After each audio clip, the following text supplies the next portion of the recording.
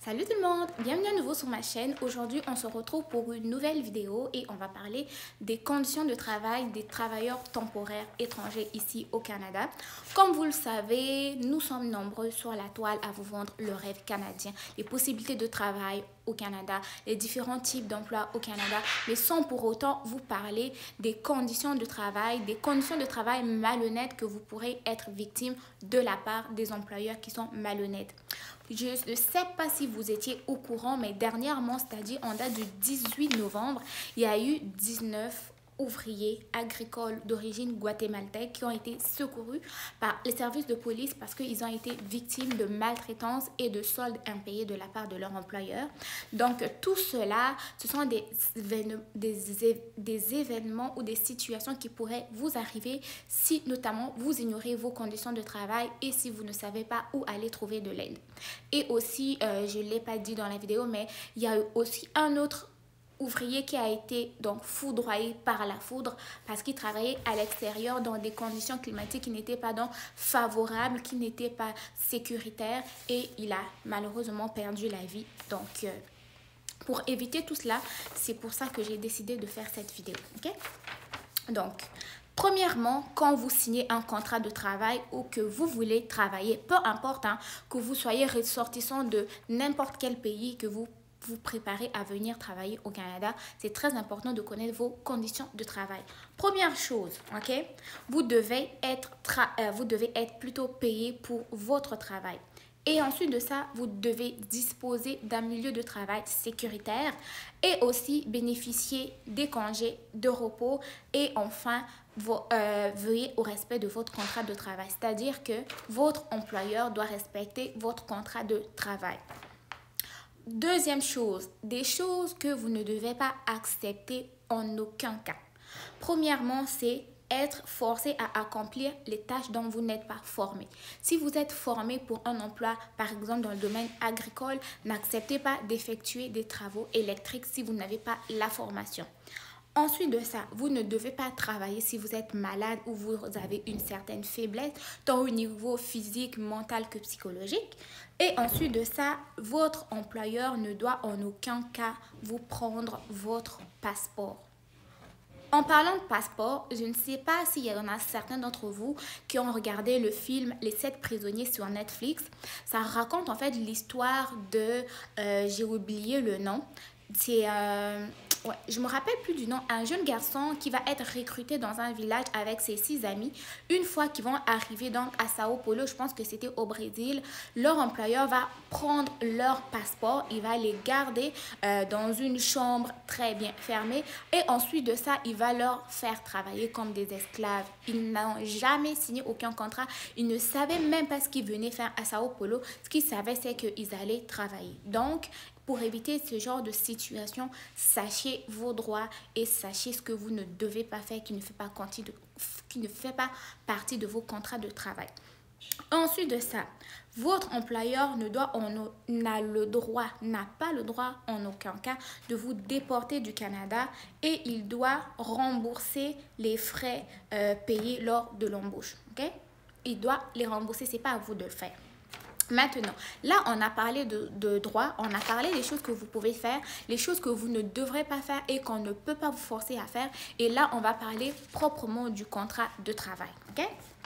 Donc, chose très importante dans toutes les situations, dans tous les emplois que vous allez occuper. Premièrement, vous devez signer un contrat de un contrat de travail légal avec votre employeur. Donc, dans le contrat de travail, il doit contenir toutes les conditions qui vont être convenues tant de votre côté que du côté de l'employeur.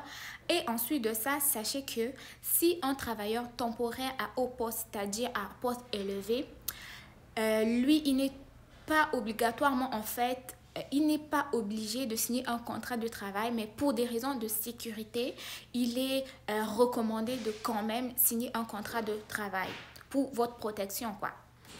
Ensuite de ça, si vous ne connaissez pas votre catégorie, c'est-à-dire que vous avez postulé pour un travailleur temporaire, mais vous ne savez pas si vous faites partie de la catégorie à haut poste ou à bas poste, donc vous pouvez aller sur la lettre d'évaluation de l'impact sur le travail que vous connaissez et regardez au niveau de l'annexe. L'annexe, vous allez avoir votre catégorie, c'est-à-dire catégorie de travailleurs à bas poste ou à poste élevé. Et ensuite de ça, une fois que vous aurez eu l'information, ça va vous permettre de pouvoir demander votre permis de travail.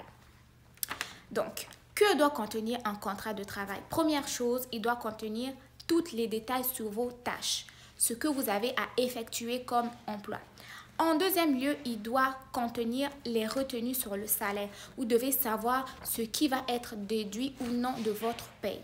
Ensuite de ça, il doit figurer toutes les conditions qui vont être reliées à l'emploi. C'est-à-dire, si vous êtes nourri, vous êtes hébergé, vous êtes transporté et tout cela doit être sur le contrat de travail. Ensuite de ça, si jamais vous avez un poste de travailleur temporaire à salaire bas, à bas salaire, l'employeur a le droit, en fait, a le devoir de payer la totalité des frais de voyage que vous avez utilisés pour venir au Canada.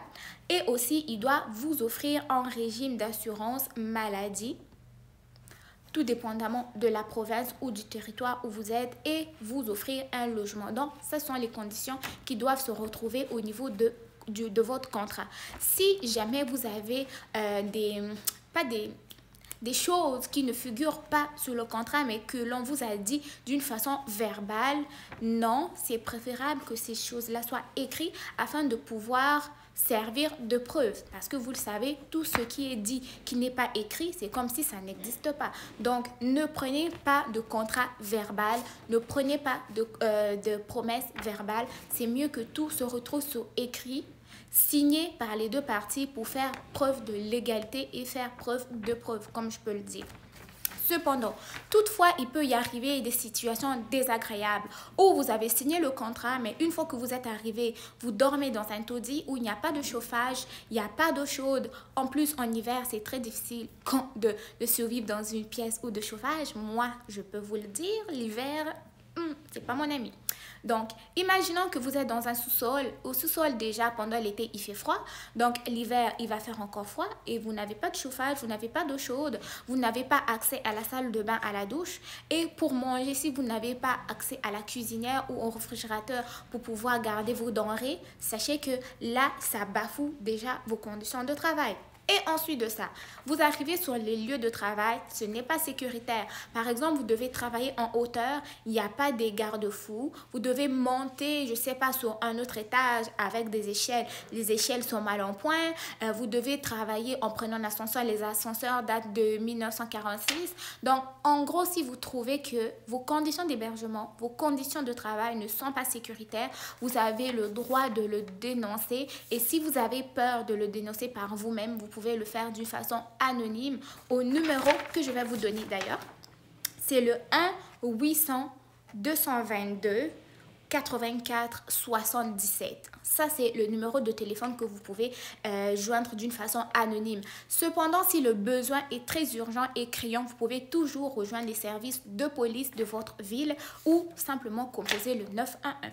Donc, c'était ça pour les conseils que j'avais à donner aux futurs travailleurs temporaires qui vont travailler au Canada ou même ceux qui sont déjà au Canada mais qui se retrouvent dans des conditions précaires mais qui ne savent pas comment faire pour trouver de l'aide. Vous pouvez toujours appeler le 911 ou aller voir la police de votre ville ou dénoncer d'une façon anonyme au 1-800-222-84-77. Donc, pour ce faire, moi, je vais vous mettre le lien de cette vidéo en barre d'information. Donc, le lien qui m'a servi de faire cette vidéo en barre d'information.